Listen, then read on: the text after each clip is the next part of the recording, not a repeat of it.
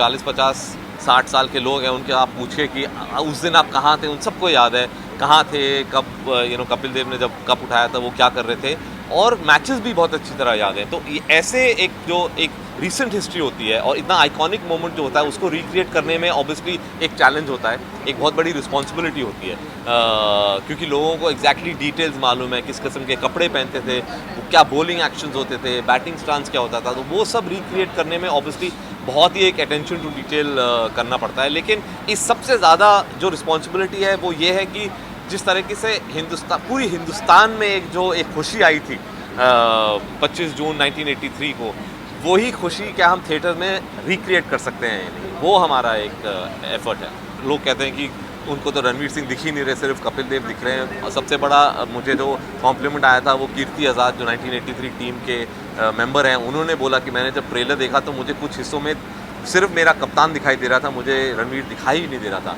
तो वो एक बहुत अच्छी चीज़ है कि लोगों को एक ऐसा उन्होंने इस किस्म से उसको रिसीव किया। लेकिन जब हम पिक्चर शुरू कर रहे थे मैंने रणवीर को बोला था कि ये लुक अलाइक कॉन्टेस्ट नहीं है, इतना नहीं हमें सोचना चाहिए कि आप कपिल की तरह लग रहे हैं, बिकॉज आप सबको मालूम है कि आप एक एक्टर हो जो कपिल देव को पोर्ट्रे कर रहे हो।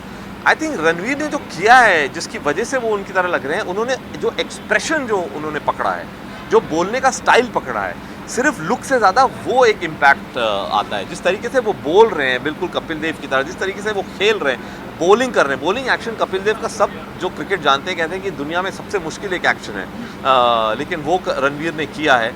5 महीने उन्होंने मेहनत करी है। हम नहीं जुहू में ट्रेनिंग करते थे, यहाँ पास में कैंप है, रोज़ 5 महीने के लिए 4 घंटे क्रिकेट खेलते थे। वो आसान बात नहीं है। और ऑफ कोर्स हमारा भी एक बहुत बड़ा एडवांटेज था कि कपिल देव खुद उनको आके ट्रेन करते थे कि इस तरीके से अब तुम बॉल करो, और उन्होंने पास किया कि हाँ अब तुम मेरी तरह बॉलिंग कर सकते हो। तो ये एक बहुत बड़ी बात है, क्योंकि फाइनल तो लॉर्ड्स में हुए थे, तो पिक्चर का क्लाइमैक्स जो है वो लॉर्ड्स में है। लॉर्ड्स वालों ने पूरा एक हमारे लिए सारा एक परमिशन दिया।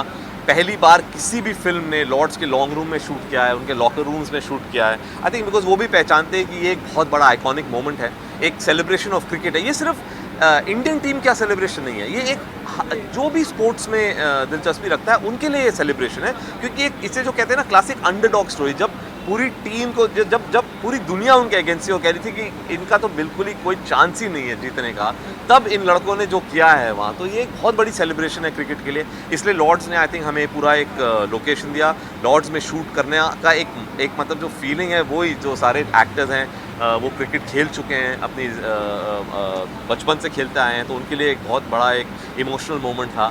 और सिर्फ लॉर्ड्स नहीं, हमने टनब्रिज वेल्स जहाँ पे कपिल देव ने वर्ल्ड रिकॉर्ड क्रिएट किया 175 नॉट आउट, जो किसी ने नहीं देखा है एक्सेप्ट दोस्त जो वहाँ उस दिन मौजूद थे। दुनिया में वो वर्ल्ड रिकॉर्ड इनिंग्स किसी ने नहीं देखी है, क्योंकि BBC स्ट्राइक पे थी, उसका वीडियो फुटेज है ही नहीं। पहली बार दुनिया हमारी फिल्म में क्या हुआ था टनब्रिज वेल्स में, किस किस्म का एक जो गेम डिफाइनिंग नॉक उन्होंने जो खेला था वो देखने को मिला। तो वो हमने टनब्रिज वेल्स में ही शूट किया है, पूरा का पूरा ओवल स्टेडियम में शूट किया है, और जो दूसरे स्टेडियम में वो इतने बदल चुके हैं कि उनको तो फिर हमने रिक्रिएट करना पड़ा। Subscribe to Midday India. Get direct notifications on all our videos by clicking on the bell icon.